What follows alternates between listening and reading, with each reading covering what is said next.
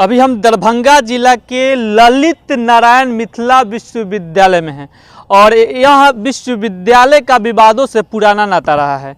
आपको बताते चलें कि पिछले 3-4 दिनों से इस विद्यालय के हिंदी विभाग के प्रोफेसर डॉक्टर अखिलेश कुमार के बारे में एक वीडियो चल रहा है, जिसमें बताया जा रहा है कि उनके द्वारा उनके ही विभाग के छात्राओं और छात्रों को प्रताड़ित किया जाता है।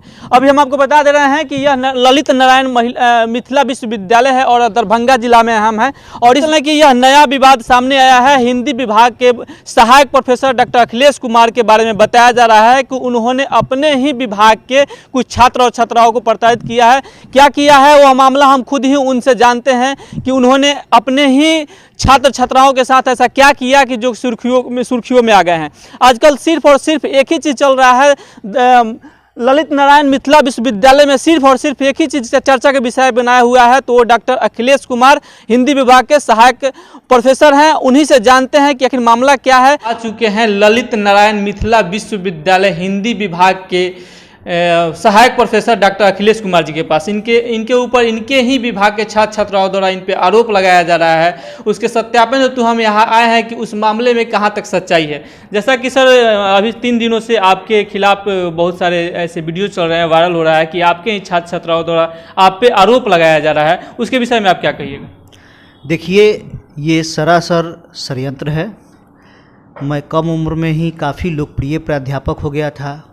अपने सोशल वर्क, जन से जुड़ाव, जिसके कारण दरभंगा में छोटे से समय में काफ़ी लोकप्रियता हासिल हो चुकी थी और मेरी बढ़ती हुई लोकप्रियता लोगों के लिए ईर्ष्या का विषय था और लोगों ने इसी ईर्ष्या के कारण जो है हमको साजिशतन इसमें फंसाया गया। कहीं भी यह सत्य नहीं है कि मैंने कभी किसी से चैट किया है, किसी को अश्लील फ़ोटो भेजा है।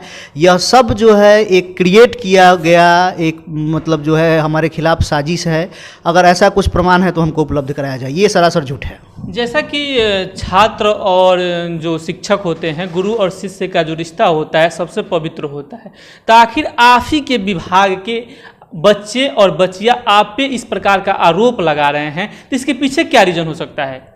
इसके पीछे बहुत बड़ी साजिश है। इसके पीछे यह है कि जो लोग भी विभाग में जो हैं और जिनके हाथ में सिस्टम है, वे बच्चों को बहुत तरह की प्रलोभन देते हैं और कहते हैं कि अखिलेश सर के खिलाफ आवेदन करो, तुमको हम ये कर देंगे, तुमको वो कर देंगे, तुमको ऐसे कर देंगे। और इसका हमको ऑडियो में एविडेंस है और एविडेंस में भी इस रूप में है कि वो वही लड़की का भेजा हुआ एविडेंस है जो मतलब वो आज आरोप लगाई हुई है। वही एक समय जो है मतलब जब उसको प्रलोभन नहीं मिला था तो वो सत्य बातों को कहती थी। आज उसको भी बहुत सारा प्रलोभन मिल गया है तो आज खिलाफ है। जैसा कि आपके उस जैसे न्यूज़ चल रहा है उस पर आपके बहुत सारे ऐसे चैटिंग दिखाया जा रहा है, फ़ोटोज़ दिखाया जा रहा है, उसके विषय में आप क्या कहिएगा? फ़ोटो को क्रिएट किया गया है स्टेटस से लेकर और उसको उसके साथ छेड़छाड़ करके उसको दिखाया जा रहा है। चैटिंग कहीं भी किसी के साथ मेरा कोई अश्लील चैट नहीं है। अगर ऐसा है तो हमको उपलब्ध कराई जाए, क्योंकि कभी भी मैंने किसी के साथ इस तरह का कोई चैट किया ही नहीं है। ये एकदम सरासर और निराधार और एकदम झूठा आरोप है।